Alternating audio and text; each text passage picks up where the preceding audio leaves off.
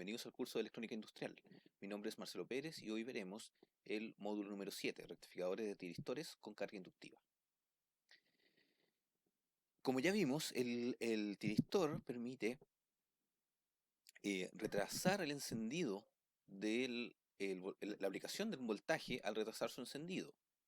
Y por otro lado, el inductor genera una condición en la cual la corriente tiende a seguir circulando hasta que se apaga en un ángulo de extinción. Por lo tanto, en este caso tenemos la combinación de ambos factores. Por un lado, cuando tenemos este circuito de media onda, el voltaje de entrada es sinusoidal. Cuando está antes del ángulo de disparo, el voltaje de salida es cero. Luego, cuando se dispara el tiristor, este se conecta y por lo tanto el voltaje de salida corresponde al voltaje de entrada y este positivo y la corriente de salida y de entrada empiezan a aumentar, que es la misma corriente en este caso. Luego, cuando el voltaje, llegamos a la mitad del ciclo, hasta pi, y el voltaje de salida es negativo, porque el voltaje de entrada pasó a ser negativo. Debido al inductor, el tiristor sigue funcionando, porque recuerden, cuando una vez que se enciende funciona como diodo, por lo tanto sigue conduciendo, y la corriente empieza a disminuir hasta que se apaga en este ángulo, que es el ángulo beta, el ángulo de extinción. En este punto se apaga el tiristor y por lo tanto el voltaje de salida vuelve a ser cero. Y no tenemos circulación de potencia. Ahora, cuando modificamos el ángulo de encendido, como en el caso de ahí, podemos ver que también se modifica el ángulo de extinción. Es decir, en este caso el ángulo de extinción no solamente depende del inductor, sino también depende del ángulo de encendido. Y el cálculo de este ángulo involucra ecuaciones no lineales, por lo tanto, usualmente se hace a partir de algún análisis numérico o simplemente simulando, ¿ya? Porque hacerlo en forma analítica es bastante complejo. Más encima, después de calcular el ángulo, tenemos que calcular, por ejemplo, calcular el valor medio, tenemos que calcular la integral entre el alfa y el beta del voltaje de salida. Pero vamos a ver que hay formas de poder analizar los circuitos con esta característica. En el caso del rectificador de onda completa, tenemos la siguiente operación. Cuando el ángulo vamos a considerar que ya pasó el transiente inicial y por lo tanto la corriente de salida tiene un cierto valor. em, por lo tanto, cuando el voltaje de salida es positivo, el transistor T1 y T2 no están encendidos y por lo tanto todavía está encendido el T3 y el T4, porque la corriente venía circulando, por lo tanto estaba circulando por los dos tristores complementarios. Cuando llegamos al ángulo de disparo, se enciende la señal IG1, por lo tanto se dispara el T1 y el T2, y debido a que están conectados al mismo punto arriba, entonces está polarizado T1 ahora, se enciende apagando T3. Y de esta forma el voltaje de salida desde el ángulo alfa en adelante corresponde al voltaje de entrada, por lo tanto es positivo. En esa condición la corriente de salida comienza a crecer, luego el voltaje de salida siguiendo el voltaje, perdón, sí, el voltaje de salida siguiendo el voltaje de entrada comienza a disminuir y por lo tanto la corriente comienza a disminuir hasta que en un siguiente punto, en el siguiente semiciclo se enciende los transistores complementarios, es decir, T3 y T4. Y en este caso la corriente, el voltaje pasa a ser el negativo del voltaje de entrada, por lo tanto pasó de un valor negativo a un valor positivo. Nuevamente el voltaje de salida es positivo, por lo tanto nuevamente la corriente aumenta y tenemos el T3 y el T4 conduciendo. En el caso de la corriente de entrada podemos ver que la mitad del ciclo es positiva y la mitad del ciclo es negativa. Ahora, la conducción positiva genera, son 180 grados de conducción y se generan entre el ángulo alfa y el ángulo pi más alfa, es decir, la corriente está desplazada con respecto al voltaje de entrada. Cuando el ángulo de disparo empieza a crecer, llega un momento en que ese ángulo es igual al ángulo de extinción. Es decir, cuando yo aplico, se fijan acá, desde que se enciende perdón, el tiristón, el ángulo alfa, se aplica un voltaje positivo, entonces la corriente aumenta, luego se aplica un voltaje negativo, la corriente disminuye. Y cuando está a punto de llegar a cero, o justo en cero, se enciende el par de triristores complementarios. Y por lo tanto, el voltaje de salida pasa a ser el negativo del voltaje de entrada y empieza a aumentar. Eso quiere decir que aquí la corriente de salida llega en forma límite a cero y luego comienza a aumentar nuevamente. ¿Ya? Entonces, esta es una condición marginal de continuidad, en donde tenemos un solo punto que es cero. Y en esta condición se da la característica de que la corriente de entrada es sinusoidal. ¿Por qué? Porque durante el rango de conducción, el ángulo de conducción positivo, los primeros 180 grados, corresponde a la corriente de salida, por lo tanto va de entre 0 a un máximo y 0, y luego en el otro 180 grados de conducción tenemos que se enciende el T3 y el T4, por lo tanto es el inverso de la corriente de salida, por lo tanto de nuevo va entre 0, un mínimo negativo y 0, por lo tanto em, efectivamente corresponde a una señal sinusoidal, pero fíjense que esta señal sinusoidal está desfasada de la corriente, del voltaje de entrada. Entonces, en esta característica en particular, en este valor en particular de ángulo de disparo, podemos tener una distorsión cero, una corriente de entrada sinusoidal, pero a costa de que está desfasado un cierto ángulo con respecto al voltaje. Luego, si el ángulo de disparo es mayor que el ángulo de extinción, se produce la discontinuidad, es decir, se enciende el disparo, por ejemplo, aquí en este ángulo, se enciende T1 y T2. Antes de esto están apagados, están apagados todos los tiristores, por lo tanto no hay corriente, no hay voltaje. Luego se enciende T1 y T2, el voltaje de salida pasa a ser el voltaje de entrada, por lo tanto genera algo de conducción de corriente, esta corriente aumenta y luego disminuye cuando se corta, que es el ángulo de extinción, se apagan nuevamente los transistores. De esta forma, podemos ver que el ángulo de conducción va entre alfa y beta. Y el resto del ciclo, los transistores están apagados. Por lo tanto, tenemos corriente discontinua tanto en la entrada como en la salida. Si analizamos esto, tenemos que hasta que el ángulo de disparo sea igual al ángulo de extinción, el ángulo de conducción es 180 grados, es decir, conduce entre pi y pi, perdón, entre alfa y pi más alfa. Acá lo mismo, entre alfa y pi más alfa. Pero una vez que el ángulo de disparo es mayor que el ángulo de extinción, ahora conduce solamente entre alfa y beta. Y ya saben que para calcular el beta están involucrados ecuaciones no lineales. Ahora, en este caso, no podemos hacer lo mismo que con los diodos, en los cuales consideramos una carga, una corriente, una inductancia, perdón, suficientemente grande para que la corriente fuera continua. ¿Por qué? Porque eventualmente en este caso, cuando usamos tiristores, el ángulo de disparo va a llegar en algún momento va a llegar al ángulo de extinción y por lo tanto la corriente se va a hacer discontinua y no importa qué tan grande sea la inductancia, la corriente de salida no va a ser plana.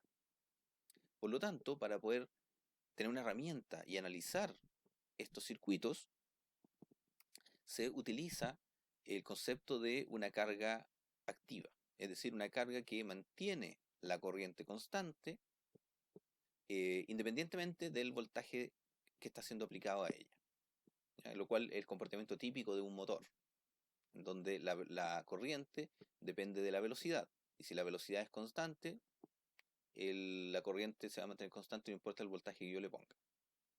Entonces, en este caso tengo que como la corriente es constante, la corriente de salida es constante, la corriente de entrada se transforma en una onda cuadrada. Y el ángulo de disparo lo que hace ya no modifica la amplitud de la onda cuadrada, sino que modifica solamente su ángulo. Ustedes pueden ver que al aumentar el ángulo de disparo, estoy modificando directamente el ángulo de la corriente. Además pueden ver que en este caso, si tengo un ángulo menor a 90 grados, tengo un voltaje de salida medio positivo. Si tengo un voltaje de 90 grados, que es este caso, segundo caso, tenemos un voltaje medio de salida cero, es decir, no hay potencia de salida. Y si tenemos un ángulo mayor a 90 grados, entre 90 y 180, porque 180 es el máximo, tenemos un voltaje medio de salida negativo. Es decir, si multiplican este voltaje medio de salida negativo por esta corriente, que es positiva, va a dar una potencia negativa. Y por lo tanto, eso nos sirve para generar el control de un motor. Como tenemos las ecuaciones, las formas de onda definidas, podemos calcular el valor medio, la potencia de salida, la corriente efectiva, la potencia de entrada, todos ellos dependen del coseno phi. Pero lo que es interesante es que el factor de potencia, una vez que calculamos las potencias, podemos hacer la razón entre ellas y encontramos que es una constante multiplicada por el coseno de alfa. Si nosotros nos fijamos en que el ángulo de desplazamiento de la fundamental coincide con el ángulo de disparo, eso quiere decir que el coseno phi, o sea, el factor de desplazamiento, es igual a coseno de alfa. Eso quiere decir que alfa es el ángulo de desplazamiento entre la corriente y el voltaje. Y eso tiene por resultado que si bien el tiristor, el uso de tiristores nos permite la controlabilidad del voltaje de salida, si podemos controlar el voltaje de salida entre un máximo dado por los diodos y cero, eso está asociado a una mayor generación de potencia reactiva. Es decir, si queremos dar al, controlabilidad al voltaje de salida, tenemos que, en este tipo de circuitos con tiristores, tenemos que estar conscientes de que eso va a generar potencia reactiva en la entrada, porque va a haber un desplazamiento de la corriente de entrada. Otro elemento que podemos darnos cuenta es que el factor de distorsión, que es este elemento que acompaña al factor de potencia, al factor de desplazamiento, es constante, es 0,9. ¿Y por qué es constante? Porque la forma de onda de la corriente no cambia. La forma de onda es siempre una onda cuadrada. Se va desplazando con distinto ángulo, pero la forma de onda es la misma. Por lo tanto, la distorsión asociada a esa forma de onda también es constante. Y en este caso es 0,9. Por lo tanto, el factor de potencia máximo que podemos tener es 0,9 cuando el ángulo de desplazamiento es 0. Aquí podemos ver el ejemplo de cuando modificamos el ángulo de disparo para poder controlar el voltaje de salida. Si el ángulo de disparo es pequeño, en este caso es 0 o menos de 42, en el segundo caso podemos ver que el voltaje medio de salida es positivo. Luego si aumentamos el ángulo, llegamos por acá cerca de 90, vemos que el voltaje de salida medio es 0. Y si aumentamos de 90 a cerca de 180, podemos ver que el voltaje de salida es negativo. Eh, el voltaje de salida medio, bueno, acá podemos ver que el voltaje de salida es bastante discontinuo al hacer este ejercicio, porque solamente tenemos 5 ciclos del voltaje. En esos 5 ciclos tenemos solamente 10 posibilidades de cambiar el ángulo. Por lo tanto, la discontinuidad es bastante fuerte. O sea, acá podemos cambiar el ángulo solamente dos veces por ciclo. El ángulo se puede mover entre 0 y 180 y, como ya les dije, se puede utilizar para controlar motores en dos aspectos. Primero, en encendido suave. Por ejemplo, si tenemos un motor detenido y queremos que se ponga en marcha pero en forma suave, no en forma brusca, no conectando directamente un voltaje DC, como pasaría si que, por ejemplo, lo conectamos a un puente de diodos. Podemos, con el puente de tiristones, entonces generar un voltaje de salida cero, o sea, 90 grados, y de a poco empezar a reducir el ángulo hasta llegar a 0 grados, o al ángulo que me dé el voltaje de salida que yo necesito para la velocidad que quiero aplicar, para la potencia que le quiero entregar a ese motor. Entonces, con eso puedo hacer un encendido suave, ir cambiando, ir aumentando en forma gradual el voltaje aplicado al motor. Además, puedo hacer frenado regenerativo, es decir, aplicar voltajes negativos a este motor de tal forma de sacar energía del motor y que éste frene en forma más rápida. ¿Por qué necesito voltajes negativos para poder frenar un motor? ¿Por qué simplemente no hago el voltaje cero y con eso el motor debería frenarse? Si vemos una comparación con un automóvil, por ejemplo, el encendido suave sería la aceleración del automóvil, cuando yo aprieto el acelerador. Pero si yo aplico un voltaje cero, sería el equivalente al soltar el acelerador, no a apretar el freno. ¿Ya? Y por lo tanto, si yo suelto el acelerador, el automóvil va a seguir eh, eh, moviéndose. En este caso, el motor seguiría girando.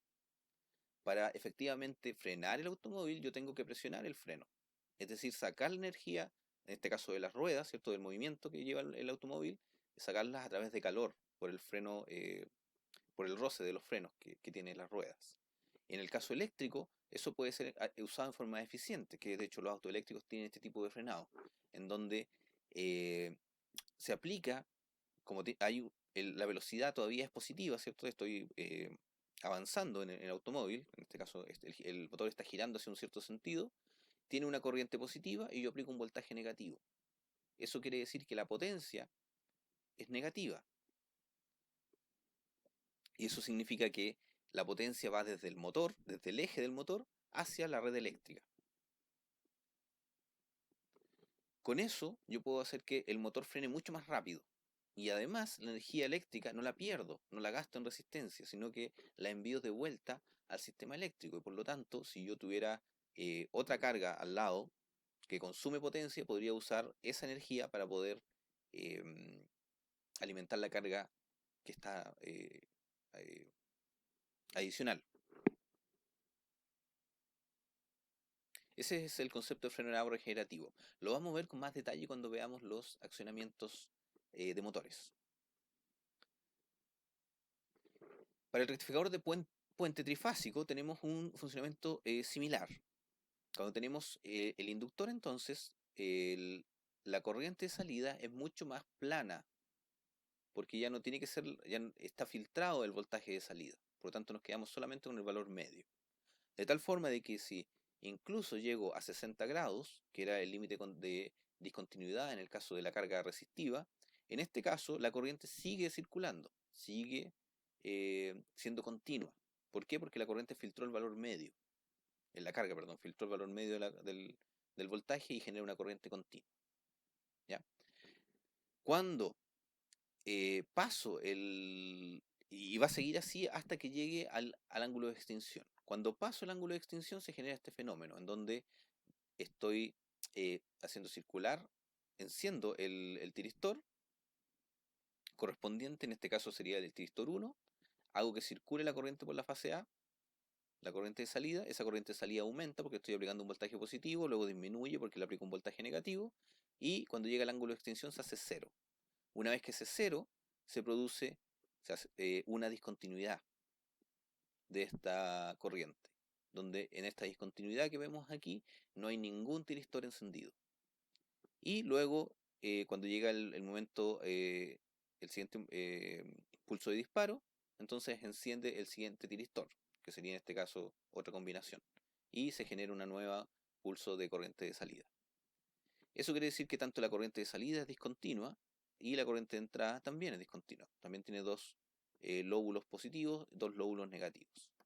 El límite de conducción que tenemos acá es 120 grados. De hecho, aquí tenemos un ángulo de 110. Podemos ver que es bastante cercano al máximo. De hecho, también pueden ver que el ángulo de extinción se empieza a acercar. Voy a retroceder. ¿Ven ahí? El ángulo de extinción está más cercano al pi, pero cuando achico agrando, perdón, el ángulo de disparo, puedo ver que el ángulo de extinción disminuye. ¿Ya? Y esto llega a un límite cuando hago el ángulo de disparo igual a 120. Ahí los dos se unen y quedan en cero. Y en esa condición no tengo voltaje de salida. ¿Ya? Aquí quiero que vean algo además. Voy a repetir los cuatro tipos. Fíjense, bueno, en el caso del voltaje, pueden ver que a medida que aumento el ángulo, el valor medio del voltaje disminuye. Desde un valor máximo, que es el voltaje del diodo, hasta cero, que es el voltaje que tengo ahí. En el caso de la corriente de salida, disminuye en forma proporcional al voltaje. ¿Ya? Tenemos una corriente de salida máxima, grande ahí, otra corriente que se disminuye un poco más, y luego se hace discontinua y luego sigue siendo discontinua con un valor medio más pequeño. Y en el caso de la corriente de entrada hay dos fenómenos. Uno es que el valor de la corriente disminuye. ¿Se fijan? Desde ahí hasta ahí la corriente disminuye en su valor, su amplitud. Pero también se desplaza un cierto ángulo, desde ahí hasta ahí. Y luego se sigue desplazando. Entonces, en términos de la corriente de entrada, tengo tanto el efecto de reducción de la corriente de entrada como del desplazamiento. Ahora, aquí tengo el mismo problema que en los casos anteriores. Si el ángulo de disparo es menor que el ángulo de extinción, yo sé que la corriente va a conducir por 60 grados hasta que se encienda el siguiente par de tiristores. Pero el problema está en cuando el ángulo de disparo es mayor que el ángulo de extinción, porque ahí el ángulo de conducción, que es esta franja azul que tengo acá, va entre alfa y beta. Y beta, como ya saben, es bastante difícil de calcular en forma analítica. Entonces, no podemos hacer análisis de todo el rango, solamente de un cierto rango. Y tampoco sabemos hasta dónde ese rango llega porque no podemos calcular el beta. Entonces acá se ocupa la misma característica de la carga inductiva, que hacemos una carga, utilizamos en lugar de un inductor grande, usamos una carga activa. Y también tenemos la misma dinámica, es decir, para la corriente de salida es constante y por lo tanto la corriente de entrada tiene una forma de onda definida, que en este caso es esta cuasi cuadrada, es decir, 120 grados positivo, 0, 120 grados negativo, 0.